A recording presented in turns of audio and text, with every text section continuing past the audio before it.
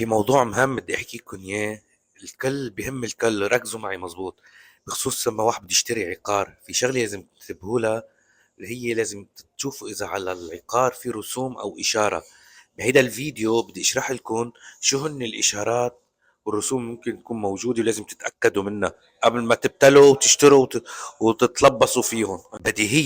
بديهيا شو بيخطر على بالنا؟ اول شيء نسحب افاده عقاريه جديده لهيدا العقار اللي بدنا نشتريه. على الإفادة العقارية الجديدة بيكون نازل كل أنواع الإشارات.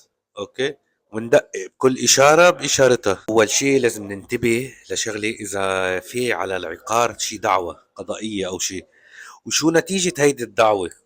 أوكي، ممكن تكون خلص منتهية أو قرار قضائي معين، لازم نعرف شو هو القرار وننتبه لهالنقطة. يعني بكلام آخر، هل ترى لصالح المالك هيدا القرار أو الإشارة الموجودة قابلة للشاطب أما لا؟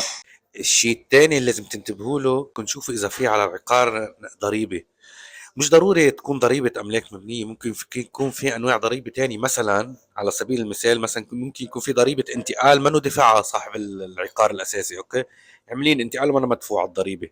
هاي بدكم تنتبهوا له. وبدكم تعرفوا شغلة، إنه ضريبة الأملاك المبنية ما بتنزل على الإفادة العقارية، بتنزل على العقار بالمالية. أوكي، بدكم تنتبهوا لهالشغلة. لتتأكدوا كمان إنه هيدا العقار نظيف، لازم تطلبوا من صاحب الملك براءة ذمة للأملاك المبنية، بأنه هيدا العقار ما عليه أملاك لا قديمة ولا جديدة.